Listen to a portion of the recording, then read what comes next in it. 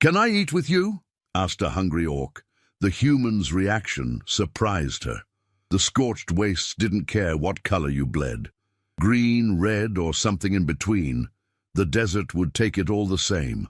That's what Sheka kept telling herself as she dragged one foot in front of the other, leaving a trail through sand that looked like someone had tried to walk and failed halfway through the attempt. 3 days without water does things to you. 4 days without food does worse things. 5 days. 5 days is when you start having conversations with rocks, because at least rocks don't judge you for the choices that got you here. And Sheka had made some choices. The kind of choices that get you exiled from your clan. The kind that make your own people look at you like you're something that needs to be scraped off their boots. The kind that leave you stumbling through a desert with nothing but the clothes on your back, a broken spear you're too weak to carry anymore, and a small red stone in your pocket that weighs more than it should. She'd been a warrior once. Good one too. Could split a training dummy in half with one swing. Could drink 3 orcs under the table and still be standing for the morning drills. Could make Chieftain Ulya laugh, which was harder than winning most battles. Past tense, all of it past tense now. The sun was doing that thing where it pretends it's going to set but really just hangs there, baking everything a little longer for good measure. Sheka's green skin had gone a shade darker. The kind of dark that happens when you're one bad decision away from becoming part of the landscape. That's when she smelled it. Smoke, not the forest fire kind, the cooking kind, the someone is making food and you're not invited kind. Her stomach made a noise that would have embarrassed her if she had any dignity left to lose. She didn't. Dignity had packed its bags around day 3. The campfire came into view like a mirage, except mirages don't usually include a human in leather armor rotating meat over flames. Real meat, the kind that sizzles and drips fat that makes the fire pop and hiss. Sheka stopped, 50 feet away, far enough that she wasn't a threat, close enough that he definitely knew she was there. The human didn't look up. Just kept turning the spit with the kind of focus people use when they're pretending not to notice something. He had the build of someone who'd spent years carrying things that were too heavy and fighting people who were too angry. Dark hair, beard that had started going grey at the edges, scars on his hands that caught the firelight. This was the part where things usually went one of 2 ways. He'd either reach for his sword or he'd reach for his sword. There wasn't really a third option when an orc showed up at your campfire in the middle of nowhere. Sheka's hand moved to where her spear should have been. Found empty air. Right. She'd left that 2 miles back when her arms decided they were done with the hole. A carrying things concept. The human finally looked up. His eyes did that thing human eyes do when they spot an orc, that little flicker of calculation. Threat assessment. How fast can I get to my weapon? How hard will I need to swing? Standard stuff. But he didn't reach for his sword. He just looked at her, really looked, at the way she was swaying on her feet, at the dust covering her like a second skin, at how her armor hung loose because she'd lost weight in places she didn't know she could lose weight. "Can I eat with you?" The words came out before Sheka's brain approved them. Her voice sounded like someone had dragged it across gravel and left it in the sun too long. 5 seconds of silence, long enough to wonder if he'd heard her, long enough to wonder if she'd actually spoken or just thought she had. Long enough for her pride to catch up and start screaming at her for begging. The human looked at the meat, looked at her, looked at the meat again, like it might have an opinion on the matter. "You gonna kill me after?" His voice had the flat tone of someone asking about the weather. "No. You gonna steal my horse? Don't think I could catch it. You gonna try?" "No." Another 5 seconds. The meat kept sizzling. The fire kept crackling. Somewhere in the distance, a nightbird made a sound that was probably supposed to be romantic, but came out vaguely threatening. "Sit." 1 word. That's all it took. Sheka's legs folded under her before her brain finished processing the permission. She hit the sand hard enough to send up a small cloud of dust. 50 feet felt like 50 miles. She crawled the first 10, walked the next 30, and collapsed the final 10. Up close, the human looked more tired than threatening. The kind of tired that lives in your bones and sends out change of address cards because it's planning to stay a while. He had a water skin next to him, leather saddlebags, a bedroll that looked like it had seen things, a sword that was practical rather than pretty, the kind you actually use instead of just polish. He pulled the meat off the fire, set it on a flat rock to rest, and slid his knife out with the kind of casual movement that said he could put it through your eye before you finished blinking, but probably wouldn't unless you gave him a reason.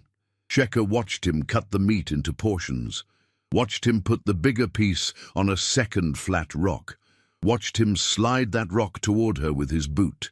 Eat slow. You throw it up, that's on you. She wanted to say thank you, wanted to explain, wanted to tell him that orcs weren't supposed to beg, weren't supposed to show weakness, weren't supposed to sit at human campfires eating charity like it was a feast. Instead, she picked up the meat and took a bite. It was the best thing she'd ever tasted. Not because it was particularly well seasoned. The human had basically just cooked it until it stopped being raw, but because it wasn't sand, wasn't nothing. Wasn't the taste of your own failure. They ate in silence. The kind of silence that happens when two people who should be enemies are too tired to be enemies and too hungry to care. The fire popped. The meat disappeared. The night settled in like it had been waiting for an invitation. Water. The human tossed his water skin across the fire. It hit the sand next to Sheka with a soft thud. She picked it up.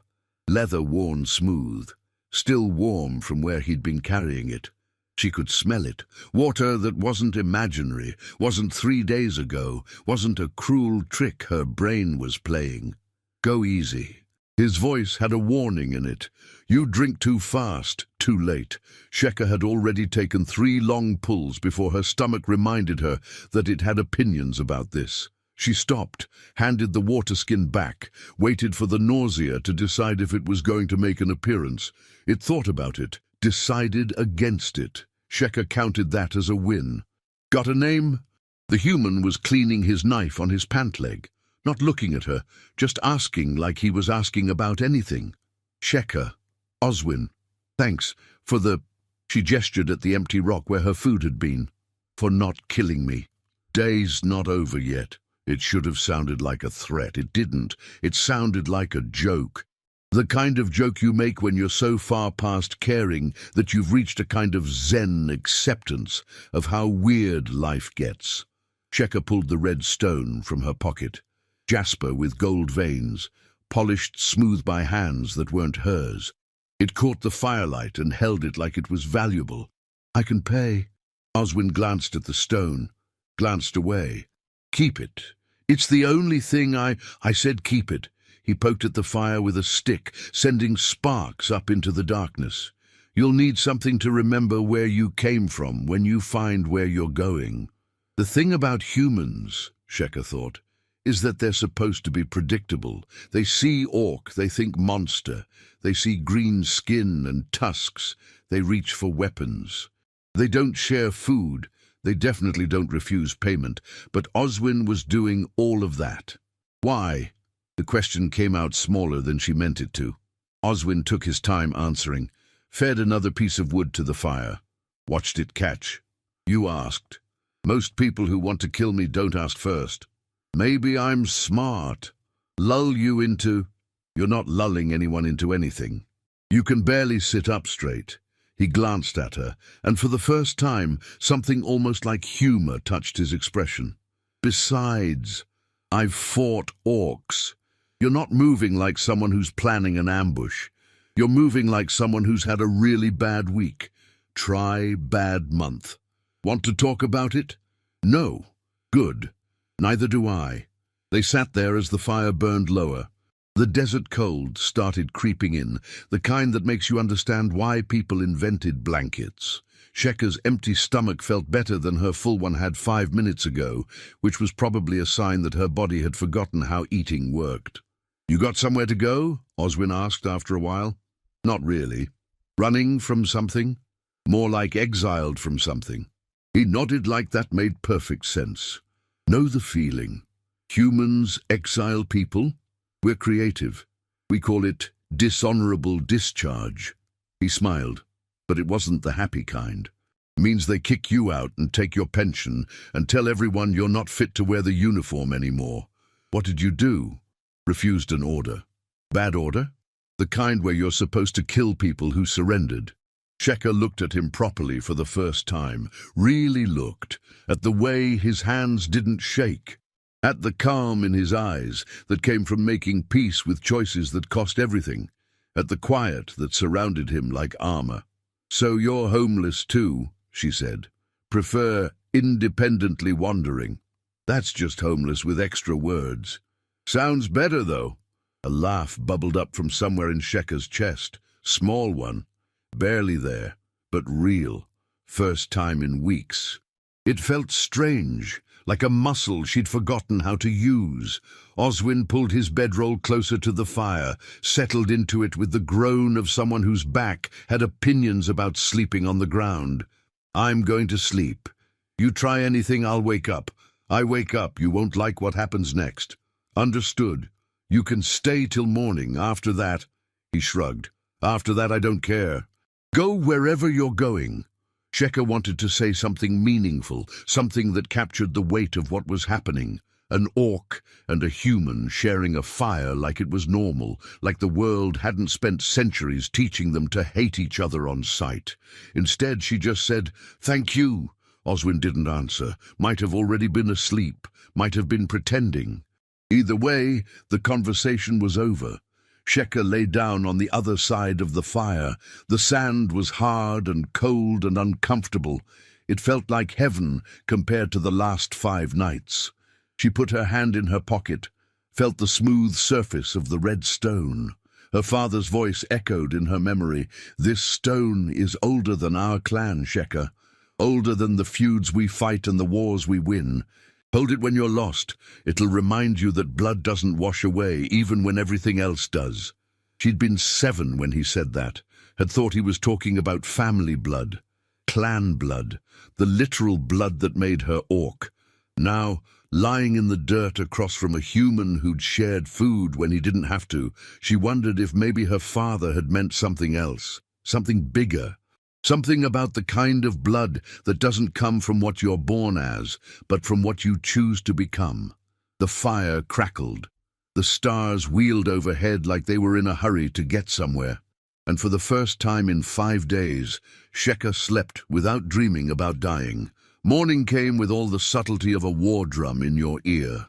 Shekhar woke to Oswin already moving around the camp, packing his gear with the efficiency of someone who'd done this 1,000 times. The fire was out, the sun was up. The desert looked exactly as hostile as it had yesterday.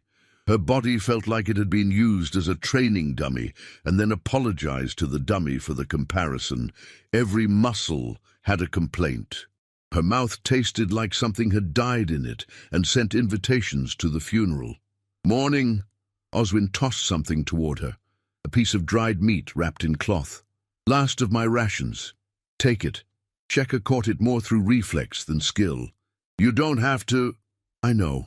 He was checking his saddle, making sure everything was secure. His horse, a grey mare with the patient expression of someone who'd seen some things, stood waiting like she'd been through this routine before.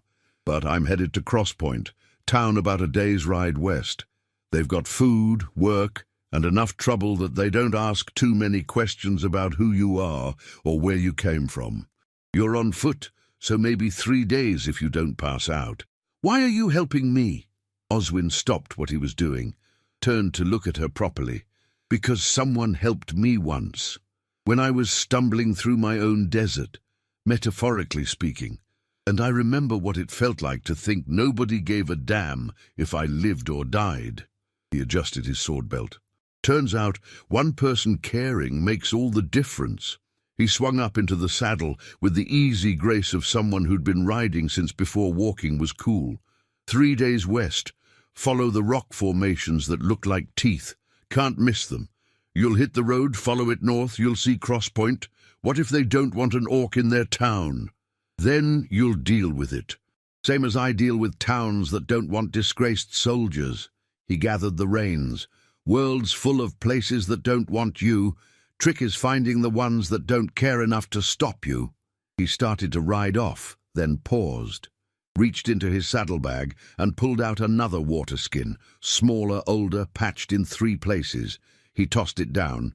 It landed in the sand with a soft splash. Cross Point is 3 days away. That's 2 days of water if you're smart about it. His eyes met hers. Be smart about it. Then he was gone. Just gone. Riding west like he hadn't just saved someone who was supposed to be his enemy, like it was normal, like it didn't matter. Checker stood there holding the water skin and the food, watching the dust settle where his horse had been, thinking about everything she'd been taught. Orcs are warriors. Orcs don't beg. Orcs don't accept charity from humans.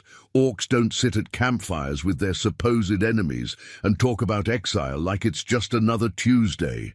But also, Sheka was alive, was fed, had water, had a direction. She slipped the red stone from her pocket, held it up to the morning light. The gold veins glinted like they knew something she didn't. You'll need something to remember where you came from when you find where you're going. West, toward something called Cross Point, toward a town that might not want her but might not care enough to stop her, toward whatever came next. Sheka started walking. Cross Point earned its name by being the place where 3 different trade routes gave up and collapsed into each other, creating a town that couldn't decide what it wanted to be when it grew up. Half military outpost, half trading hub, half something else that didn't add up but somehow worked anyway. Math was optional in Cross Point. Survival wasn't. Sheka arrived on the afternoon of day 4, which meant she'd either gotten lost for a day or Oswin's horse was faster than she'd thought. Probably both. The town had walls, low ones, the kind that said, "We're technically defended," without really committing to the bit. Guards stood at the gate with the enthusiasm of people working a job they didn't particularly enjoy, but needed the money. One was human. One was something else. Half-elf, maybe. Hard to tell from a distance when your eyes were still adjusting to the concept of civilization. Sheka approached slowly, hands visible, non-threatening posture. All the things you do when you're an orc, trying to enter a human town without starting an incident. The human guard looked up, looked down at a piece of paper he was holding, looked up again. Business? Looking for work. What kind of work does an orc do in Cross Point? The kind that pays. He almost smiled. Almost. Fair enough. You cause trouble, you leave. You steal, you leave. You hurt someone, you leave in pieces. Clear? Crystal. Gate fee is 2 coppers. Sheka's hand went to her pocket. The red stone was there. Nothing else. I don't have... Then you don't enter. This was it. The part where her luck ran out, the part where she explained that she'd walked 4 days through a desert to get here, and please, just this once, could someone cut her a break? I've got it. The voice came from behind the guards. Familiar. Unexpected. Oswin stepped into view from where he'd been leaning against the inside of the gate, looking like he'd been waiting, probably because he had been waiting. He flipped 2 coppers to the guard with the casual indifference of someone who knew the exact price of compassion. The guard caught them, examined them with the thoroughness of someone who'd been past fake coins before, nodded. She's in. She's your problem now. Everything's my problem, Oswin said, already walking away. That's why I drink. Sheka followed him through the gate, past buildings that leaned into each other like drunk friends, past merchants shouting about their definitely authentic, not stolen goods, past the kind of crowd that comes from 3 trade routes colliding, and nobody bothering to clean up the mess. You waited, she said. Needed a drink anyway. Oswin stopped at a building with a sign that read, "The Crooked Mug," in letters that were, appropriately, crooked. Figured you'd show up eventually, or you wouldn't. Either way, I was having a drink. You didn't have to pay. 2 coppers, not exactly bankrupting me. He pushed open the door. The smell of alcohol, cooking food, and poor life choices rolled out like a greeting. You want to pay me back? Buy me a drink when you get money. Until then, shut up and follow me." The inside of the crooked mug lived up to its name.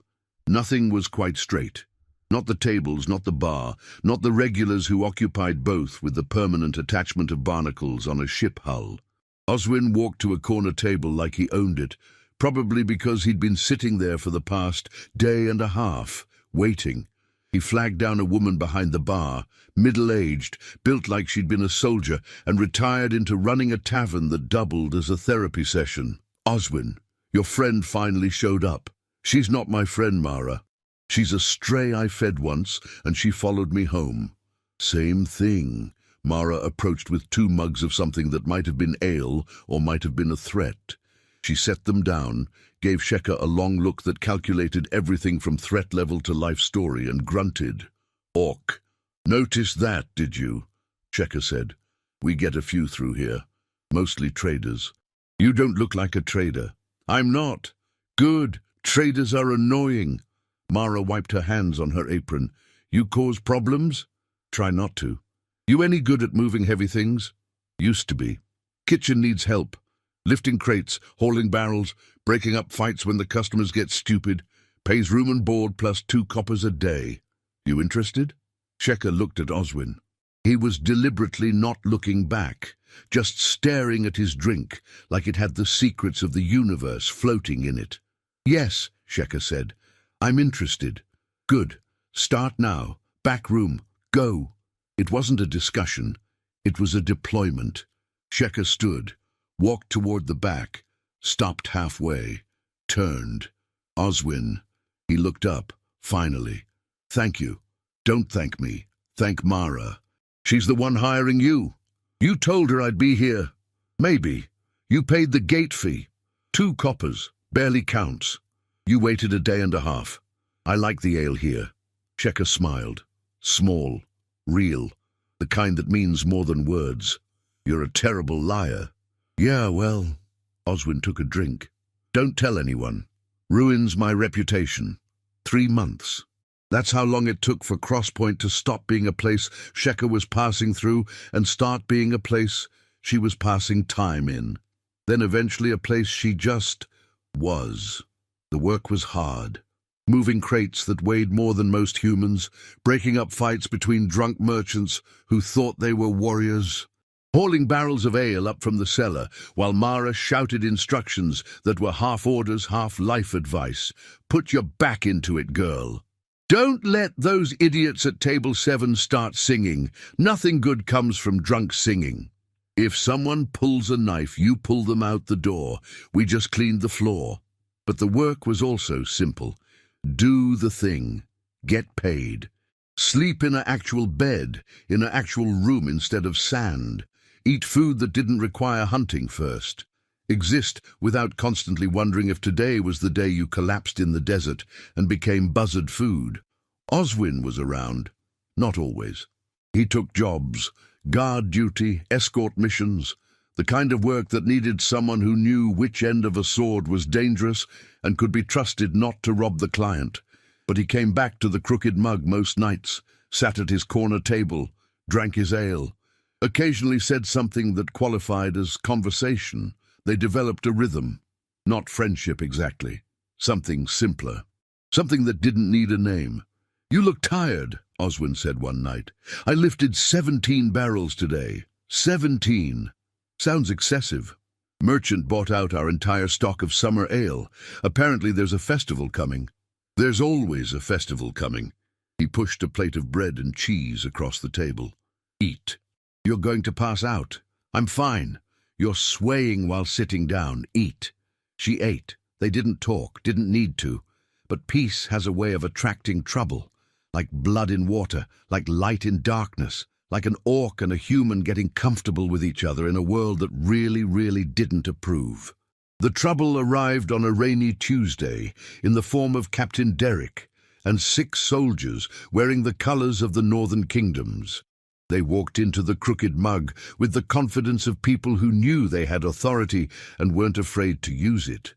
Derrick was the kind of officer who'd earned his rank through competence rather than connections. Mid-40s. Grey at the temples. Eyes that missed nothing. He carried his sword like it was an extension of his arm, and probably slept with it close enough to grab in a hurry. He scanned the room, found Oswin, walked over. "Oswin, Captain." Oswin didn't stand, didn't salute, didn't do any of the things a soldier was supposed to do when an officer approached. Just acknowledged him like you'd acknowledge weather. "Been hearing things about you. People talk. It's boring here." Derek pulled out a chair, sat without asking. His soldiers spread out behind him in that way soldiers do, covering exits, watching corners, being professional about the whole "we might need to kill everyone here" possibility. "Heard you're living with an orc?" Every person in the tavern suddenly found their drink fascinating. The background noise didn't stop exactly, just decreased. Volume turned down, everyone listening without appearing to listen. "She works here," Oswin said. His voice was level, careful. "So do I, technically. Mara lets me run a tab that'll probably outlive both of us." "That's not what I mean." "I know what you mean, Captain." Oswin set down his mug with the kind of precision that said he was thinking very carefully about his next words. "And I don't care." Derek's hand went to his sword, not grabbing it, just resting there. The universal sign of "I could make this a problem if I wanted to." Sheka was in the back room, could hear every word through the kitchen door. Her hand went to the cleaver she'd been using to chop vegetables. Heavy, sharp, useful for more than just food prep. "There are rules," Derek said. "Orcs register when they enter Crosspoint. Orcs don't stay longer than a week. Orcs definitely don't take up permanent residence and start working for humans like they belong here." Funny, nobody mentioned those rules at the gate. The gate guard is new and lazy. Derek leaned back in his chair. "I'm neither. Your orc friend registers by tomorrow morning, or she leaves. Those are the options.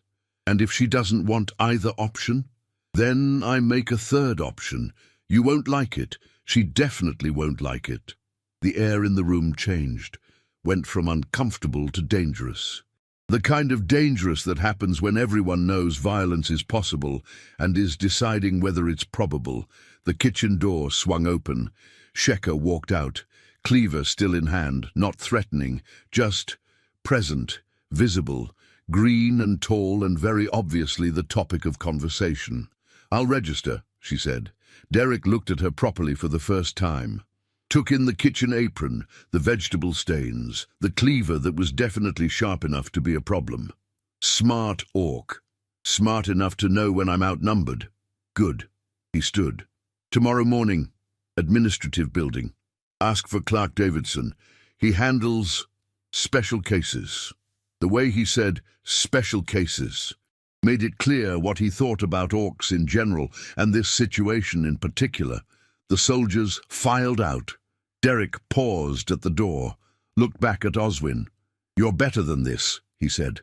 "Better than what? Treating people like they're people? Better than throwing away everything you were for?" He gestured vaguely at Sheka. "For whatever this is. What I was got me exiled, Captain. What I am now got me a place to sleep and people who don't care about my past."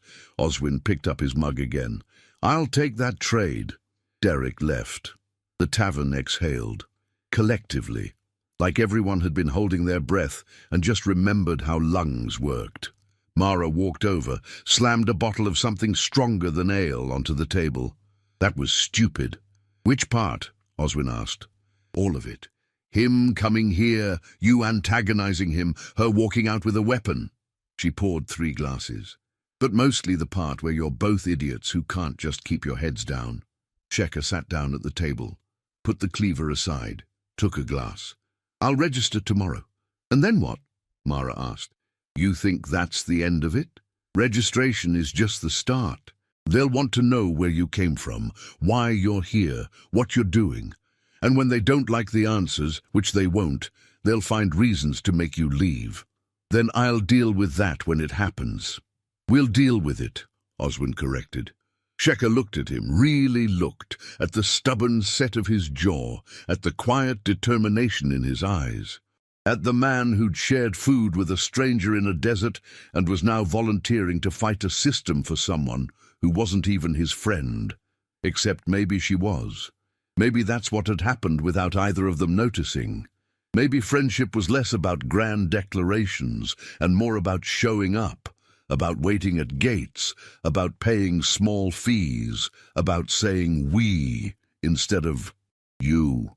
You don't have to, she said quietly. I know. This could get messy. Everything gets messy. That's life. Mara poured another round, raised her glass. To idiots who make terrible decisions and somehow survive anyway. They drank. Outside, the rain kept falling. Inside, the fire kept burning. And somewhere between the two, something fragile and impossible continued to exist despite every reason it shouldn't. Registration turned out to be exactly as pleasant as a root canal performed by a bear with no medical training. Clark Davidson was a thin man with the personality of wet parchment and the enthusiasm of someone who'd been doing this job for 30 years and still hadn't figured out why. He had Shekhar fill out forms, answer questions, provide information she didn't have. Place of birth? North Mountains. Which mountains? The jagged spine. That's 300 miles of mountains. Be specific. The part with the sharp rocks and aggressive wildlife. Davidson stared at her over his spectacles, the look that said his patience was a finite resource and she was wasting it. Clan affiliation? Had one. Don't anymore. Reason for exile? Shekhar's jaw tightened. The words wanted to stay buried, wanted to remain in the past where they belonged. But the clerk was waiting. The quill was poised, and lies had a way of catching up to you. Refused to kill prisoners, she said finally. Davidson's quill stopped moving. He looked up. Really looked. Prisoners. Human soldiers. After a border skirmish. We won. They surrendered. Chieftain Ulia wanted them executed as an example. Shekhar's voice was flat, emotionless. The tone you use when you're describing something that still hurts too much to feel. I said no, said it went against the old codes, said we were warriors, not murderers. And I was given a choice. Kill them myself to prove my loyalty, or leave and never come back. She met his eyes. I left. Davidson wrote it down. Slowly, carefully, like he was deciding how important this information was. Then he set down his quill, folded his hands, looked at Shekhar like he was seeing her for the first time. You understand this makes you an exile, an outcast, someone without honor. Shekhar's hand went to her pocket, touched the red stone. I understand. I was going to say, interesting. Davidson pulled out a stamp, pressed it to her paperwork with unnecessary force. There, you're registered, officially recognized as a non-hostile entity with provisional residency status, pending quarterly review. What does that mean? It means you can stay, for now. But if Captain Derrick or anyone else decides you're a problem, this paper won't protect you. He slid the document across the desk. Keep it with you, always, and try not to cause incidents. Shekhar took the paper. It felt heavier than it should. One more thing, Davidson said as she turned to leave. What you did, refusing to kill prisoners, that was the right choice. Didn't feel right at the time, felt like losing everything. Best choices rarely feel good when you make them. Only later, when you realize you can still look at yourself in a mirror. 3 more months passed. Seasons changed. Crosspoint did its Crosspoint thing. Existed loudly, chaotically, and with complete disregard for anyone's opinion about how towns should function. Shekhar kept working. Kept lifting barrels and breaking up fights and existing in a space that hadn't quite figured out what to do with her, but also hadn't kicked her out yet. Oswin kept taking jobs, kept coming back, kept occupying his corner table like it was a throne made of mediocre ale and bad decisions. They kept whatever they were doing. Sometimes they talked about small things, about nothing that mattered and everything that did. You ever miss it? Oswin asked one night. Your clan, your people. Every day, Shekhar admitted. You? The military? No, but I miss having a purpose. Miss knowing what I was supposed to be doing with my life. You're doing something now. Drinking, existing, helping people, waiting at gates for exiled orcs. She smiled. That's something. It's not a purpose. Maybe it is. Maybe purpose isn't this big dramatic thing. Maybe it's just showing up, being there, making someone's terrible day slightly less terrible. Oswin considered this, drank his ale. That's depressingly reasonable. I contain multitudes. But peace, as previously established, had a time limit, and that limit was rapidly approaching. The second trouble arrived in the form of someone Sheka had hoped never to see again, Ulya. She walked into Crosspoint like she owned it, because in her mind, she owned everything. The chieftain of the Bloodstone clan didn't ask permission. She took, she commanded, she expected obedience, and received it or made examples of those who didn't provide it. She had 4 warriors with her, real ones. The kind who'd been fighting since they could walk and would die before dishonoring their clan. They walked into the crooked mug, and every human in the place suddenly remembered they had business elsewhere. Except Oswin. He stayed in his corner, hand on his sword, eyes calculating. Ulya's gaze swept the room, found Sheka, locked on. So, she said in Orcish, her voice carrying the weight of glaciers moving, this is where you've been hiding. Sheka stood slowly, put down the crate she'd been carrying, faced the woman who'd exiled her. I'm not hiding, chieftain. I'm living. Among humans. Ulya's lip curled, the kind of expression you reserve for particularly offensive garbage. You've fallen far, or risen. Depends on perspective. One of the warriors, Brutka, scarred and built like an angry mountain, took a step forward. Chieftain, let me handle this insult. No. Ulya raised a hand. Brutka stopped immediately. Discipline. That's what made her warriors dangerous. Not just strength, not just skill, but the absolute willingness to follow orders without question. I didn't come here to fight. I came to deliver a message. I'm listening.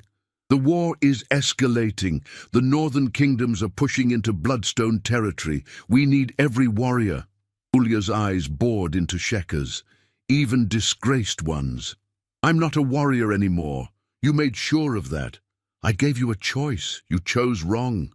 I chose not to murder people who'd surrendered. How is that wrong? Because it was an order. Ulya's voice cracked like thunder, the kind of sound that makes small animals hide and sensible people reconsider their life choices. Because when your chieftain commands, you obey. Because individual conscience is a luxury we cannot afford when our people are dying. Silence. The entire tavern had gone quiet. Even the fire seemed to be crackling more softly, trying not to draw attention. Your exile is lifted, Ulya continued. Come back, fight for your people, prove that you still have honor, that you can still be orc. Sheka's hand went to her pocket, touched the red stone, felt its familiar weight. Her father's voice echoed, blood doesn't wash away. No, she said. Ulya's expression didn't change. If anything, it hardened. You refuse your chieftain's direct order. I'm not your warrior anymore. You exiled me, remember?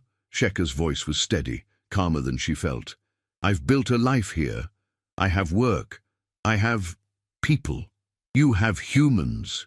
Ulya spat the word like it was poisonous. And one human in particular, I hear. Her gaze shifted to Oswin, who was still sitting calmly in his corner, hand never leaving his sword. Is he why you won't return? This pet you've adopted? Leave him out of this. Why? Because you care about him? Ulya laughed. The bitter kind. You've forgotten what you are, Sheka. You're orc. We don't befriend humans. We don't share meals with them. We don't... She gestured at the entire situation. Whatever this is, maybe that's the problem, Sheka said quietly. Maybe that's exactly what's wrong with our people.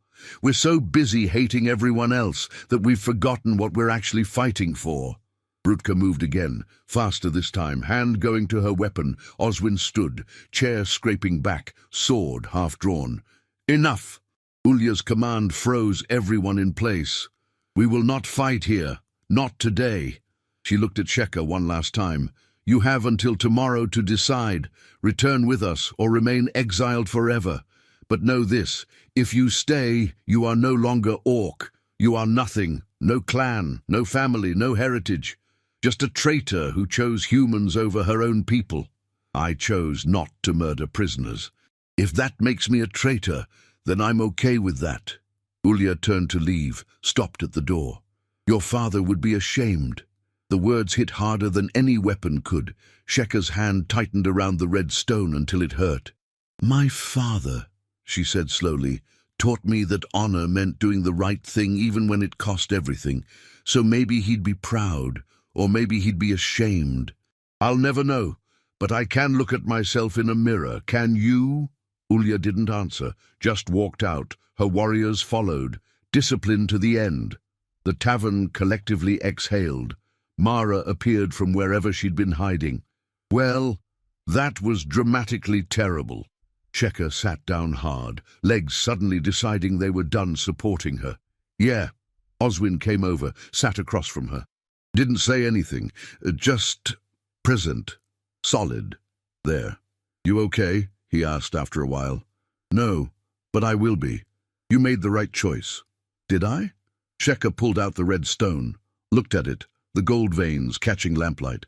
I just gave up any chance of going home, ever. I'm permanently exiled now, cut off from my people, from everything I was. What if this is a mistake? What if I'm trading my entire heritage for what? A job hauling barrels, a town that tolerates me as long as I'm useful. You're trading it for freedom, Oswin said, for the ability to choose who you want to be instead of having it dictated by someone else. That's easy for you to say. You're human. You've got an entire kingdom to fall back on if things go wrong here. Had, he corrected. Past tense. They kicked me out too, remember? I've got exactly as much to fall back on as you do, which is nothing, which is why we make it work here. Sheka looked at him, at the quiet certainty in his eyes, at the man who'd somehow become the most important person in her life without either of them planning it.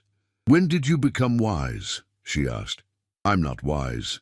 I'm just old and tired and too stubborn to give up. He pushed his ale across the table. Drink. Tomorrow we'll deal with tomorrow. Tonight, we survive tonight. She drank. It tasted like cheap ale and bad decisions. It tasted like home. Tomorrow came anyway because tomorrow is rude like that. Ulya and her warriors were at the town gates at dawn, waiting, standing like statues in the morning mist. Sheka walked out to meet them, not because she was having second thoughts, but because some conversations needed to happen face to face. Some endings needed to be acknowledged properly.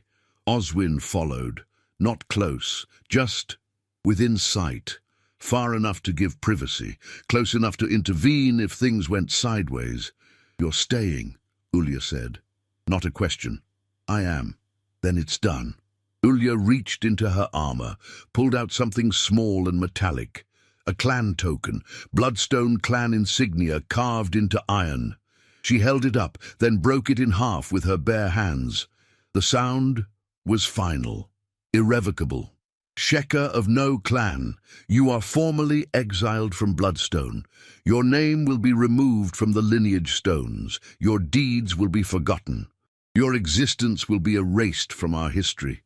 She dropped the broken pieces at Sheka's feet. You are dead to us. The words should have hurt more, should have cut deeper. But Sheka found that they just were. Just words. Just ritual. Just the final closing of a door she'd already walked through months ago. I understand, chieftain. Do you? Ulya's voice was quieter now, almost sad. Do you understand what you're giving up? Not just clan, not just family, but identity, purpose, everything that makes you Orc. I'm still Orc. The green skin didn't fall off. The tusks are still here. Sheka touched her chest. But maybe being Orc doesn't mean what we thought it meant. Maybe it's not about blind obedience and endless war. Maybe it's about something bigger. There is nothing bigger than clan. There is. Sheka pulled out the red stone, held it up. There's choosing to be the person you can live with. There's finding family that chooses you back. There's... She glanced at Oswin, still waiting in the distance. There's finding people who see you as you are and stay anyway. Ulya followed her gaze, looked at Oswin, looked back at Sheka. A human, a friend. We don't have human friends. You don't. I do. Sheka smiled, small, sad. And maybe that's why I'm here and you're still fighting wars that never end. Ulya was silent for a long moment. Then, I hope he's worth it. What you're giving up.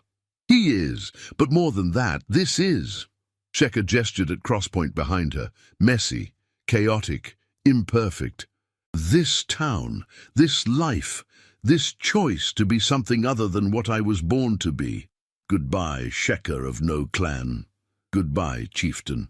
Ulya mounted her wolf, because of course she rode a wolf. She was that kind of leader. Her warriors did the same. They rode out without looking back, disciplined to the end. Sheka stood there holding a broken clan token and a red stone, watching her past disappear into the morning mist. Oswin walked over, stood beside her. You okay? Ask me again in a year. Fair.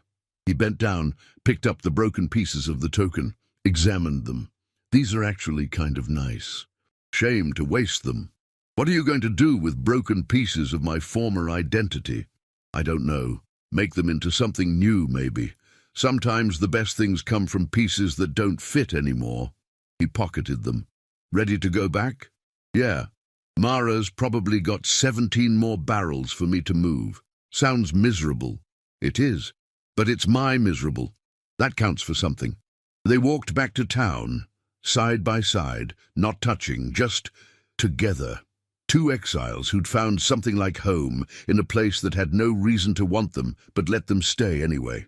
6 months later, the Crooked Mug had become something unexpected, a place where humans and orcs occasionally shared tables, where the rule was simple, cause no trouble, you could stay.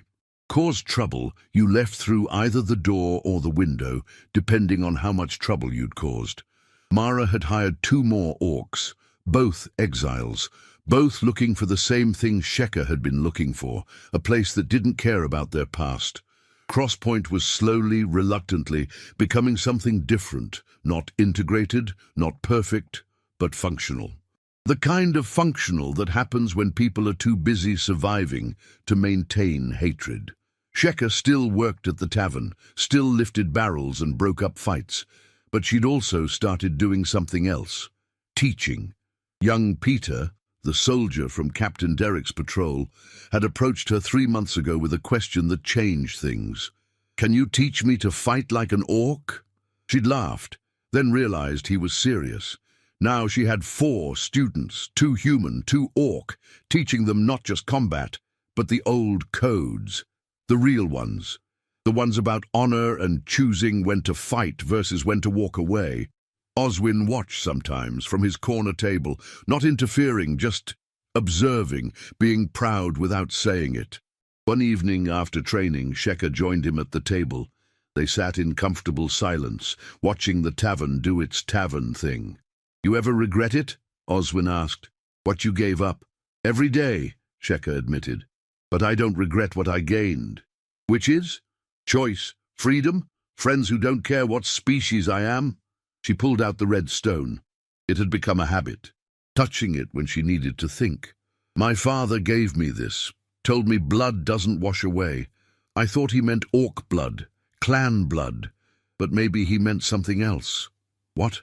Maybe he meant the blood that matters is the kind you shed together, the kind that comes from fighting side by side, from protecting people who can't protect themselves, from choosing to see someone else's humanity or orcity, even when the world says you shouldn't. Oswin smiled. That's pretty philosophical for someone who spends most of her day lifting things. I contain multitudes. You keep saying that. It keeps being true. Mara came over with food neither of them had ordered, but both would eat, because that's how Mara worked. She set down plates and looked at them both with the expression of someone who'd figured something out and was waiting for them to catch up. You two are idiots, she said fondly. We know, they replied in unison, but you're my idiots. She walked away, already yelling at someone else about something else, because running a tavern was just professional chaos management. Sheka looked at Oswin. Really looked. At the person who'd shared food with a starving orc in the middle of nowhere, who'd waited at gates and paid fees and stood nearby when exiles happened, who'd somehow become the definition of home without either of them planning it. "Thank you," she said quietly. "For what?" "For asking if you could share your fire with a hungry orc. For not killing me when you had every reason to. For," she gestured vaguely at everything, "for all of it." "You asked if you could eat with me," Oswin corrected. "I just said yes." "Same thing." "Not really. You had the courage to ask. I just had the decency not to be an asshole about it." He raised his mug to courage and decency, the bare minimum that somehow changes everything. They drank. Outside, Crosspoint continued existing. Loudly, chaotically, imperfectly. Inside, two people who shouldn't have been friends sat together and were. And sometimes, just sometimes, that's exactly enough. The world didn't change overnight. It never does. Change happens slowly, like water carving stone, like seeds becoming forests, like single choices compounding over time until suddenly the landscape looks different, and you can't quite remember when it started shifting. Crosspoint became known as the town where species didn't matter as much as whether you paid your tab. Other orcs started showing up, not many, but enough to prove it was possible. Humans started realizing that orcs made pretty good guards, pretty good workers, pretty good neighbors when you got past the initial "they look like they could rip me in half" thing. Captain Derek never fully approved, but he stopped actively disapproving. That counted as progress. Sheka's school grew, more students, more questions, more young people, both human and orc, learning that maybe the old hatreds didn't have to be their hatreds, that maybe they could choose something different. Oswin eventually stopped taking guard jobs, started helping Sheka teach. Turned out he was good at it, patient, clear, had a way of explaining complicated fighting techniques in simple terms that made sense. They never became more than friends. Some stories need romance. This one didn't. What they had was deeper than romance, more fundamental. The kind of bond that forms when two people save each other's lives in ways that have nothing to do with swords and everything to do with seeing each other as human, as orc, as people. Years passed. The red stone stayed in Sheka's pocket. She touched it less frequently now, needed it less, but kept it always, not as a reminder of what she'd lost, but as proof of what she'd found. One evening, decades after that first meal by a desert campfire, an old orc and an old human sat at a corner table in the crooked mug, grey in their hair now, scars that had stories. The kind of comfortable silence that comes from knowing someone so long that words become optional. A young orc walked in, thin, dusty, moving like someone who'd been walking for days through a desert. Looking around with the desperate hope of someone who was one bad break away from giving up entirely, she approached their table, swallowed hard, asked the question that would change everything. "Excuse me, can I eat with you?" Sheka looked at Oswin. Oswin looked at Sheka. They smiled. "Sit," Sheka said. "There's always room for one more, because that's how it works. How it's always worked. One person helping another, one meal shared, one moment of compassion that cascades forward through time until suddenly the world looks different and nobody can quite explain how it happened." The young orc sat.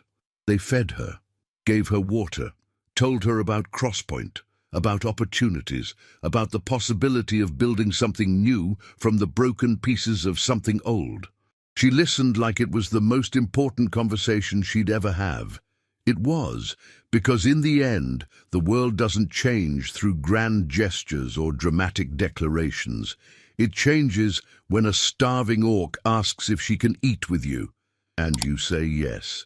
The bravest warriors aren't those who never feel fear. They're the ones who choose compassion despite it. Blood makes you orc. Loyalty makes you family. But choosing to see the person across the fire, really see them, that's what makes you brave. Sometimes the meal that saves your life isn't about the food. It's about someone looking at you like you're worth saving, and sometimes, just sometimes, one simple yes can change two worlds forever. If this story moved you, like it, subscribe to our Orcbound Tales channel, and share your opinion in the comments. What would you do if a hungry orc invited you to share his campfire? Watch our other stories about impossible bonds and unlikely heroes.